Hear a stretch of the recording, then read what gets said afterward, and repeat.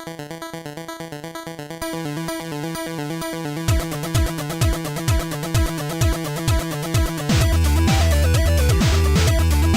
guys, Nate the Gamer here. Today I'm going to be talking about the Nintendo Switch, currently Nintendo's new console. And now that I've, let it set in a little bit, let's see if the Nintendo Switch is actually worth it or not. So today we're going to be talking about what you get with the Switch, the Nintendo Switch itself, the Switch in docked mode and portable mode, the current lineup and availability. So you know what, let's not waste any more time because it's been a while. So, let's go.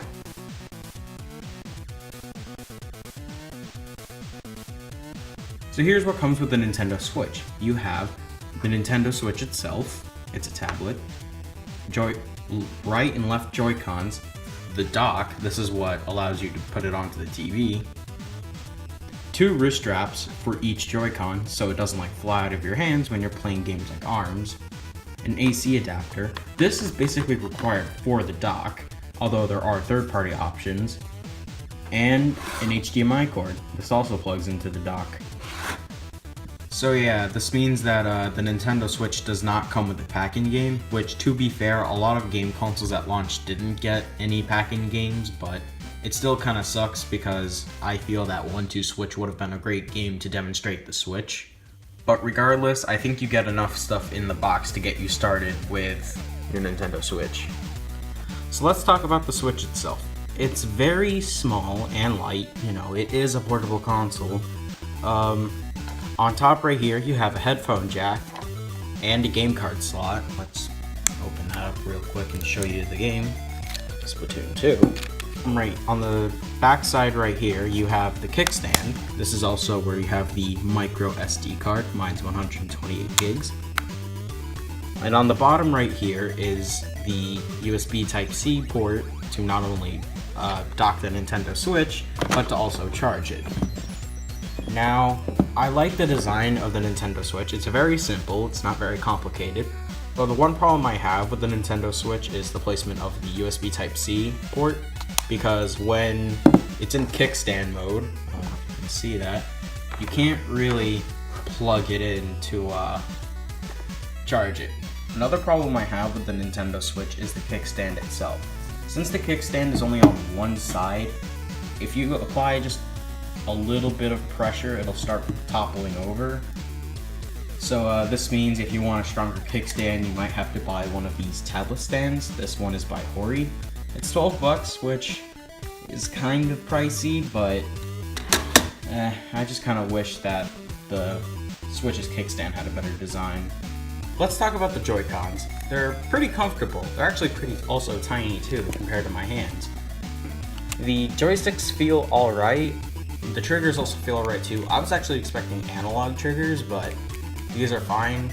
On the left Joy-Con, you have a capture button. This allows you to take screenshots in-game, and you can view them in the Nintendo Switch album. On the right Joy-Con, you have the home button. This allows you to access the Nintendo Switch home menu, and an IR camera. Right now, there are no games that support this except 1-2 Switch, where you're eating sandwiches. So that's cool, I guess. The right Joy-Con also has an NFC port for an amiibo. Simply tap the amiibo on the right stick, and in whatever game you're playing, you will get a reward. On the sides of each Joy-Con are SL and SR buttons. So this means that you can use the Nintendo Switch, one of the Switch Joy-Cons, as an individual controller. So you can give one, you can have one and then give one to another person and play something like Mario Kart. The Switch does get hot. When I'm playing games like Breath of the Wild, in the original Nintendo Switch dock, it would kind of be a little too hot to hold. It wasn't to the point where my hand is melting, but it was really hot.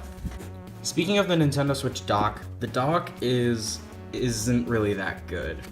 The way it's made, it's so that the Switch's motherboard is actually right here. It's that small.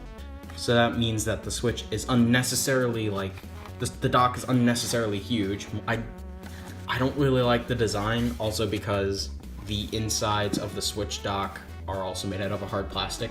So if you don't have a screen protector like me on your Switch, you have the potential of scratching the screen because it's made out of, because the screen for the Switch is also hard plastic. So yeah, I have no idea where they were going with this design, but you're gonna have to deal with it if you're not crafty enough to move the insides of your Switch to a portable dock like I did. So if you were to play a game like 1-2 Switch or ARMS, you might need to use a Nintendo Switch Joy-Con strap. So just slides on like that, and you put this on your wrist, so when you're playing games, the Joy-Con won't like fly out and hit somebody. So these are also kind of like another design flaw, like the dock. So it's actually pretty easy to put on the Joy-Con straps the wrong way because, you know, it's meant to either go on one side from the minus or the other side because of the plus. So there have been a lot of problems of people like kind of sliding on the strap the wrong way. I've never had to deal with that problem before. I try to kind of warn people or tell people that you're supposed to line up the minus with the minus and the plus with the plus together. So yeah, the Nintendo Switch Joy-Con strap is okay if you're careful with it. So putting the Nintendo Switch into dock mode is pretty easy. Simply slot the Nintendo Switch into the dock, and in a moment it will go to the TV. The Nintendo Switch in dock mode is upscaled to 1080p as opposed to 720p. The Switch is also charging in this mode, so if you have a low battery, simply drop it into the dock and you can charge the Nintendo Switch while playing it. There are many ways to use the Nintendo Switch controllers in dock mode. You can either use them by themselves, in the Joy-Con grip that is also included with the box, or if you spend just a little bit more money, a Nintendo Switch Pro controller. This controller is very comfortable and has great button placement. I personally like to use this controller for Splatoon 2. Putting the Switch into portable mode is even easier. Simply slot the Joy-Cons onto each side of the Nintendo Switch and take it out of the dock. From here, you can take your Nintendo Switch anywhere. From here, you can either have the console in handheld mode or tabletop mode. Tabletop mode is when you prop up the Nintendo Switch using the kickstand and using the Joy-Cons separately either by yourself or with somebody else. For now, I'll be demonstrating the Nintendo Switch's portable mode in handheld mode. This is the mode where the Joy-Cons are both attached to the Switch. The Nintendo Switch's screen is 720p. Now, I know what you're thinking, and even I was surprised, but you're not really missing anything. The Nintendo Switch is small, and the screen remains crisp. Besides, 720p is leaps and bounds better than 240p on the 3DS. Besides, the battery life would have suffered. Speaking of the battery life, graphically demanding games like Legend of Zelda Breath of the Wild will have the battery life lasting around 3 hours. However, other less graphically demanding games like Snipper Clips or Puyo Puyo Tetris have the battery life lasting longer. However, that depends on the screen brightness and where you are. Luckily, there are a lot of beefy power banks to keep you playing. Well, I guess that covers the Switch in both portable and docked mode. I suppose let's get into the Nintendo Switch's UI. The Nintendo Switch UI is actually pretty clean. Once you've downloaded enough games, you'll have a tab that says All Software. This shows all the software that you own. You can also check the news, look at all the screenshots that you've taken, change controls, and either update the software or change your Mii. You also have your own personal page where you can either send friend requests or receive them, which by the way, you should totally add me. And finally, we have the eShop. Here you can either download games or download DLC. Every app loads really fast on the Nintendo Switch, especially compared to the Wii U. One issue that I have with the Nintendo Switch software is the fact that there's no support for wireless headphones. While I still use a wired connection, which isn't a big deal, the option would have been nice. You know what? Since we're on the topic of games, let's talk about some. They are in fact the most important part to a game console. First game we have up is Mario Kart 8 Deluxe, the port of the Wii U game. In this port, we also have 3 new characters on top of the DLC characters, the 2 Splatoon kids and King Boo. In this port, we also see a proper battle mode. This means we have Balloon Fight, Shine Thief, and that one coin game that no one plays, including a new game called Renegade Roundup. This is the definitive port of Mario Kart 8. I highly recommend it. ARMS is a unique one. ARMS is a fighting game that has characters with stretchable arms. The characters are pretty unique, but everything else just kind of feels half-baked. Yes, there is going to be free DLC coming out, but I would recommend just sitting out on this one. Splatoon 2 takes everything that Splatoon 1 did right and adds to it. The battles are still short and sweet, there is a new cast of characters and a new variety of weapons. There's also a new mode called Salmon Run, where you survive hordes of salmon and collect eggs for some sketchy dude. Splatoon 2 isn't a perfect game though. There is the unskippable Pearl and Marina map announcements every time you start the game, Salmon Run isn't open 24/7, and voice chat is completely broken, mostly because you're forced to use a smartphone app.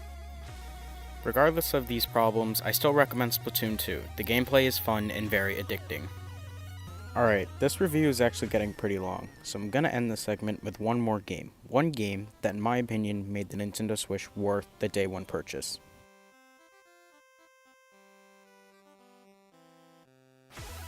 Come on, if I'm talking about the Nintendo Switch, I might as well talk about the game that every single Switch owner probably owned at launch.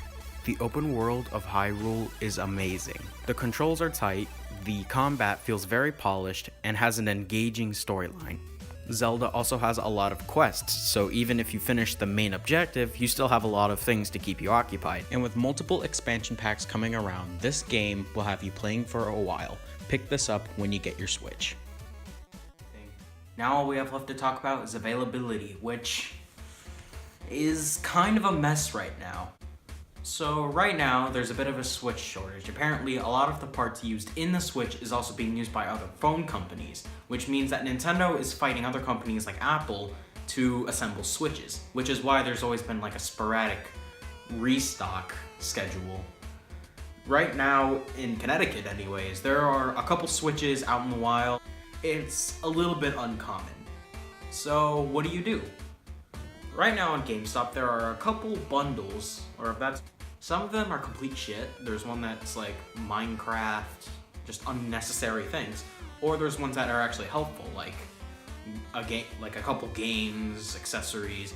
Go for those. Don't go for like the tacky Minecraft like bottles or whatever. You're never gonna use those. Instead, get ones that have accessories, SD cards, and whatever. They'll be very expensive. Last one I saw was around $400, but that's the amount you're going to be spending on a Switch, a game, and some accessories anyway, so you don't really have a choice. Well, that concludes everything. Is the Nintendo Switch perfect? No, it's only getting started. But is it a good console? Yeah, games are pretty good. The portability aspect is a nice feature. And some of the problems with the Nintendo Switch can be fixed with a software patch.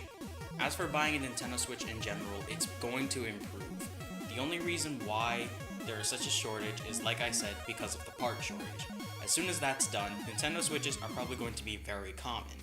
If you guys enjoyed what you've seen, please hit that subscribe button. As for the future of this channel, I don't know what's going to happen. I know I laid dormant for 9 months almost, and I don't want that to happen again. I'll try to make more videos as ideas come to mind, but don't hold your breath. Anyways, I hope you guys enjoyed. Have a good one.